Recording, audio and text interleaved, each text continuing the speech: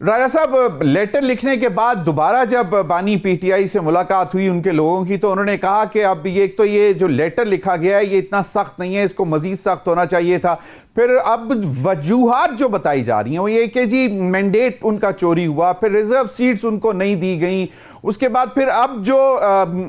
Form 45 upload ہوئے ہیں اس کے اوپر تو دنیا سامنے دیکھ رہی ہے کہ جی کس طرح نمبر تبدیل کیے گئے ہیں، تو وہ ان بیسز پہ وہ کہہ رہے ہیں کہ جی یہ تو اگر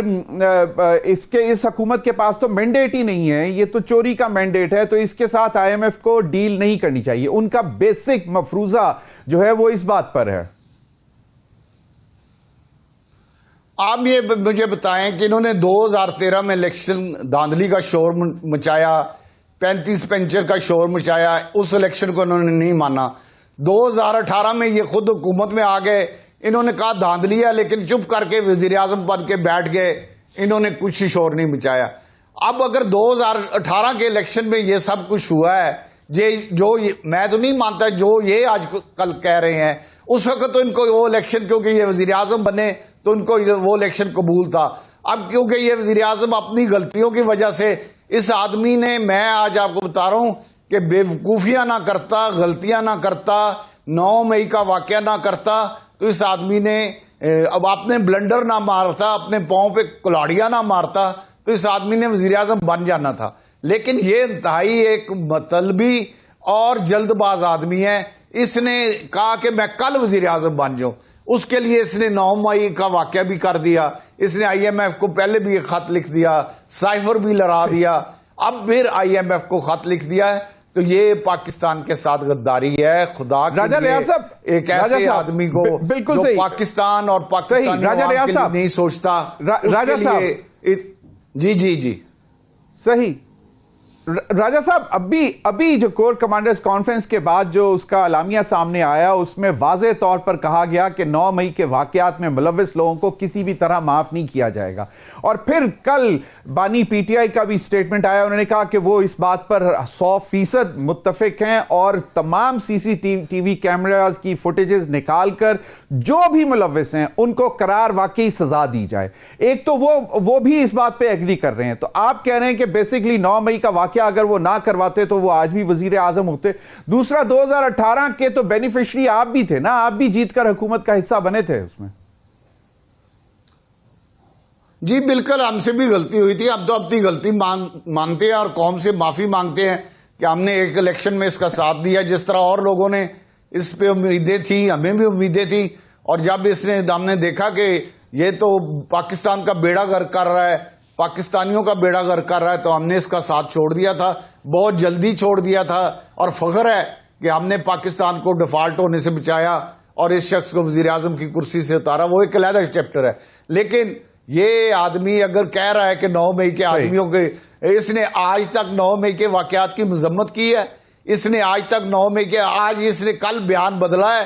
آج پھر یہ بیان بدل دے گا۔ اس آدمی صبح بیان کچھ اور ہوتا ہے، اس کی عادت ہے کہ ایک قدم پیچھے ہٹو پھر 2 قدم آگے چلے جاؤ، ایک قدم پیچھے ہٹو 2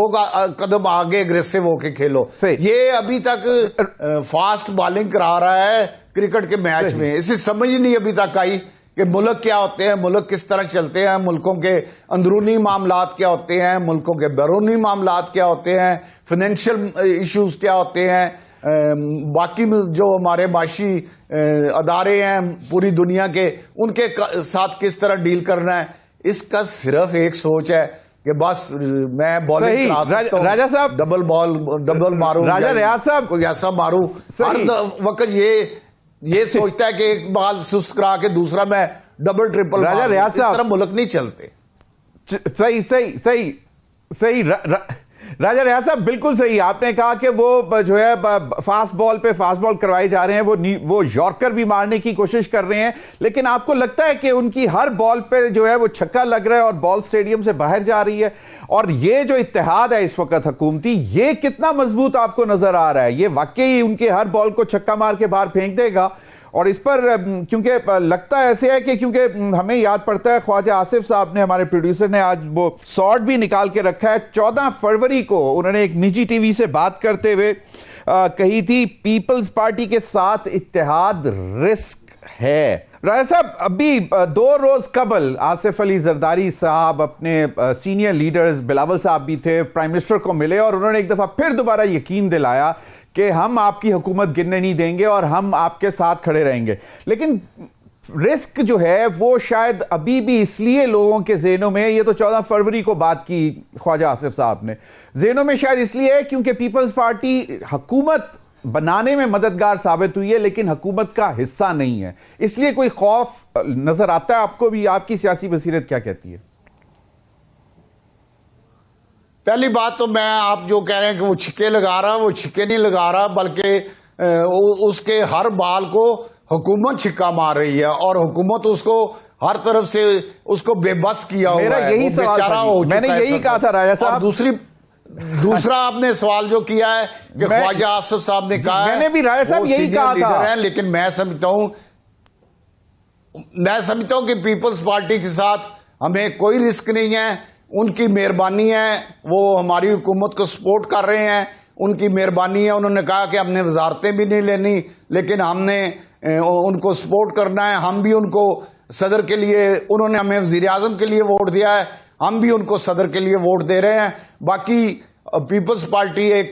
سیاسی جماعت ہے, ایک سیاسی سوچ رکھنے والی جماعت ہے, ایک جمہوری سوچ رکھنے والی جماعت ہے. میں نہیں سمجھتا کہ وہ ایک جمہوری حکومت کو, ایک ایسی حکومت کو جس کو انہوں نے خود اپنے ہاتھ سے بنایا ہے, اس کو گرنے کی کوئی سازش کریں گے یا کوئی رسک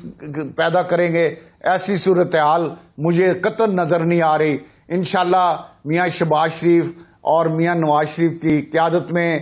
یہ حکومت اپنا 5 سال کا ٹینیور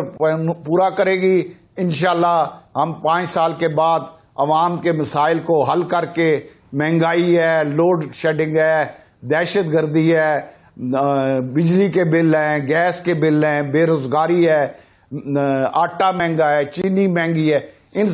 تمام چیزوں پہ قابو پا کے ملک میں اس وقت انڈسٹری نہیں چل رہی, انڈسٹری کو چلانا پڑے گا, بجلی سستا کرنے پڑے گی, گیس سستا کرنے پڑے گی. یہ اولین ترجیح ہے. اور جس تیزی سے میاں شہباز شریف صاحب نے کام شروع کر دیا ہے اور جتنے ہنگامی طور پہ وہ فیصلے لے رہے ہیں, انشاءاللہ 5 سال ایک معقول وقت ہے. 16 مہینے وفاقی حکومت کو درست کرنے کے لیے بہت تھوڑا ٹائم ہے, بہت تھوڑا ٹائم ہے. انشاءاللہ 5 سال میں ہم بہت